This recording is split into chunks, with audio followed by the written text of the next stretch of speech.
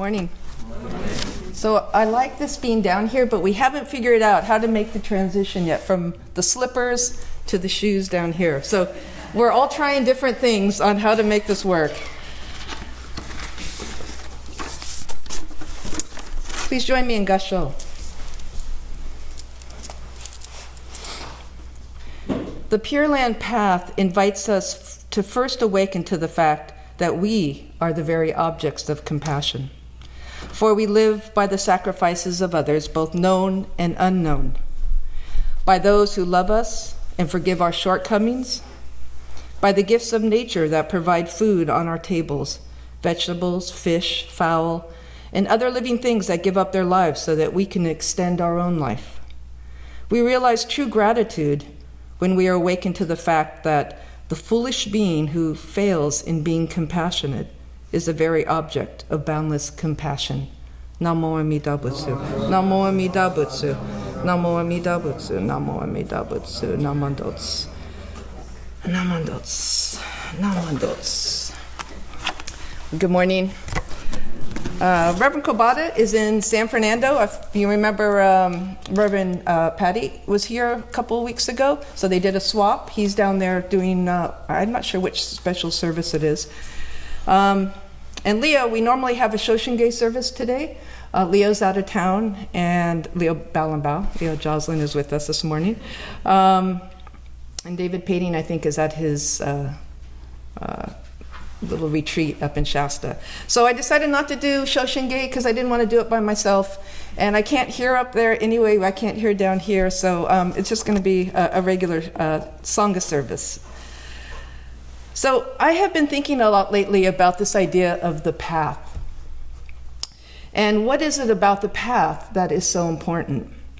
One of my favorite quotes about the path is from the late Trungpa Rinpoche, who is he was the first, one of the first Tibetan teachers to start Tibetan Sanghas here in the United States.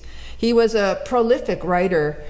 He wrote a book called Spiritual Materialism, kind of coined that term, spiritual materialism, which means that we have an attachment to the form rather than to the essential message of the teaching.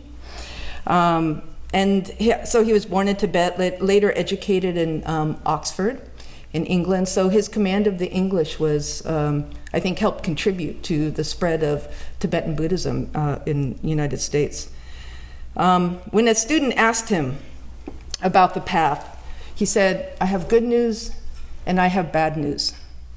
The bad news is that you're falling through the air.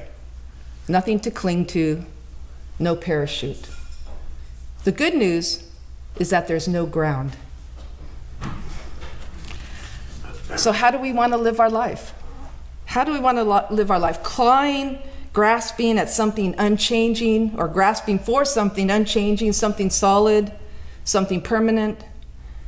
Or instead, do we want to use the ever-changing prevailing winds to glide on a marvelous journey?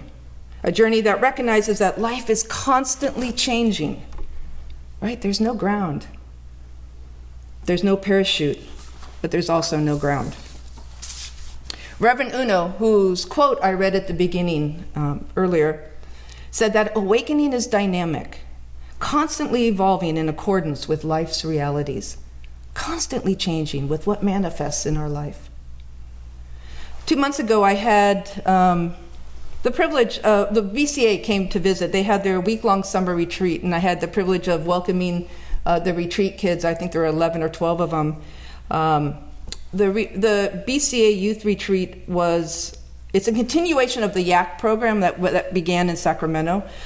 And Koichi Mizushima, he previously worked with YAC in Sacramento, is the lead coordinator for the BCA summer youth retreat. And their summer program included a lot of discussions. They had a lot of us, they had priests come, they had a lot of guests come and lecture the kids, or actually have discussions with the kids on a lot of different topics that were relevant to their life. It was actually a very cool program, and I'm glad it's continuing. They learn also to take on different aspects of the service. Egakari, which is the person who sets up the altar. They learned the kancho rhythms. They became chanting leaders, and they also learned to give Dharma talks. So it was so cool to see these kids go through this program and just have some confidence about their services. And they also took field trips and explored the Bay Area, which is how they ended up here at our temple. So one of the field trips, they came to San Francisco. We gave a little introduction about the temple here. We took them up to the stupa. And then before they headed to Japantown for lunch and some free time, they went next door to the BCA and looked at the BCA headquarters. And it was there that we actually had a service. And it was conducted by the bishop in the BCA chapel. And it was really wonderful. It was so cool to hear the kids chanting with enthusiasm and confidence. And I remember, actually, while I was listening to them, I remembered how a priest once said that we're not chanting for anything when we chant, or to show off anything. We're chanting to simply praise the Buddha, to praise the teachings, right? And so I felt like that's what the kids were doing. There was just such a joy coming out of their voices. So after chanting, the bishop, Reverend Kodo Umezu, gave a brief Dharma talk. And he began the Dharma talk by asking the kids a question. He asked, "Does Amida save you? Does Amida save you?" And there was silence, like here. No one said anything. And the bishop just looked at everybody. "Does Amida save you?" And no one said anything. They were all terrified. Am I going to give the wrong answer after this whole week of all this training I had? Is it a rhetorical question? Is it a literal question? And so there was some uncomfortable silence for, I don't know, it felt like minutes, but I'm sure it was only seconds. And the bishop said, "Amida doesn't save us. The Buddha cannot save us. The Buddha gave us a path. Always remember that." And I remember sitting there thinking, wow, how true, how profound, and how simple.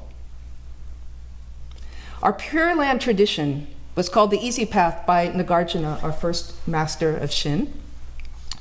He was a brilliant monk, scholar, philosopher from the 2nd century. And he is also credited with founding the middle way school of the Mahayana movement. Nagarjuna spoke of the easy path, which radically contrasted with the path of the sages, or the difficult path, as it was known. That's the path where men and women took several hundred precepts or vows in order to embrace a monastic life of renunciation. But Pure Land Buddhism was called the easy path because one didn't need to give up all the earthly attachments, like the monastic home leavers, but instead one could remain a householder. Family life wasn't seen as a hindrance to spiritual development, but rather as a natural function of being human. And today, as a lay fellowship, which we are, we see ourselves fully engaged in life. It was Shinran who broke ranks with the established norms of monastic celibacy in medieval Japanese Buddhism, and with the support and encouragement of his teacher, Honin, decided to marry and have a bunch of kids. I think he had 6. The expression he used as a Tokudo ordained priest was that of neither monk nor lay, which is really the essence of the middle way. But the expression I appreciate most in Shin from Shinran is ondobo ondogyo, right? Friends who walk the path, who walk the same path. Shin, at its core, is egalitarian. Everyone is seen as a fellow traveler on the Nembutsu path. I had the opportunity to attend Enmanji's amazing, wonderful teriyaki barbecue fundraiser this summer. I took Sensei with me. There was great food, wonderful exhibits, and entertainment. It was a great community. It's just not the smaller Enmanji community coming together, but the community, the larger Sebastopol Sonoma County community coming together as well. And when it was time to leave, Suzanne, who's here, hitched a ride back home with us. And so as we were leaving the Enmanji grounds, where the temple grounds, walking to the car, I'd parked a bit of ways up a hill to get out of to be in the shade, get out of the hot sun. We were walking and we saw a gentleman that was on the opposite side of the road, also leaving the temple. And we kind of waved. I recognized him, Sensei recognized him, and he yells across. And a car had come by really close to him, like really close to him as it zoomed by. So he yelled to us, "I want to walk with the priest. I need that priestly protection." And we all chuckled, and he walked over, to which Suzanne, without missing a beat, said, "We're all fellow travelers." Yeah. And Suzanne gave us all a Dharma lesson that afternoon. And to me, that is Shin. That is Shin Buddhism. It was such a profound expression of our teaching because we are all able to share the Nembutsu equally. No one's higher than the other. No one. We all equally share the Nembutsu teaching. Shinran referred to his followers as equal companions in the Dharma, again as ondobo ondogyo.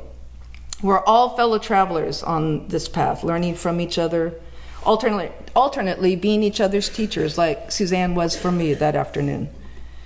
And also each other's traveling companion, practicing and transmitting the values of compassion, community, and gratitude. This perspective is based on the idea that lay members and ministers are on the same journey.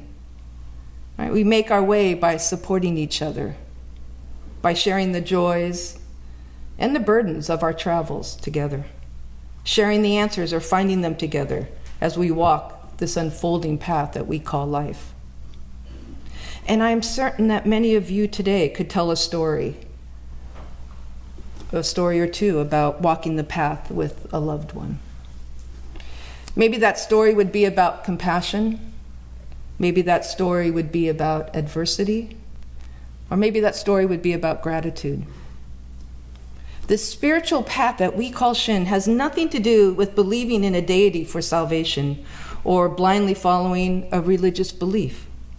Shin is a path of daily practice, of open-minded self-reflection, and the very direct and very personal experience of boundless compassion, supporting and sustaining us always.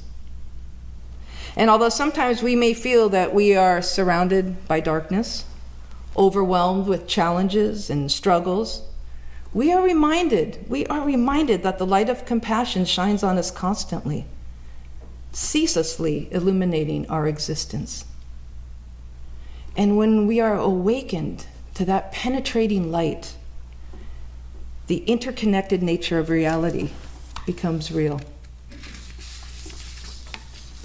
And we express this recognition of all-inclusive, universal, and unconditional compassion as Namo Amida Butsu. Namo Amida Butsu. I'd like to close with Reverend Tai Uno's understanding of this path as he appreciated it. The Pure Land path invites us to first awaken to the fact that we are the very objects of compassion, for we live by the sacrifices of others, both known and unknown, by those who love us and forgive our shortcomings, by the gifts of nature that provide food on our tables, vegetables, fish, fowl, and other living things that give up their lives so that we can extend our own life. We realize true gratitude when we are awakened to the fact that the foolish being who fails in being compassionate is a very object of boundless compassion. Namo Amida Butsu. Namo Amida Butsu. Namo Amida Butsu. Namandots. Namandots. Namandots. Namandots. Thank you. Namandots.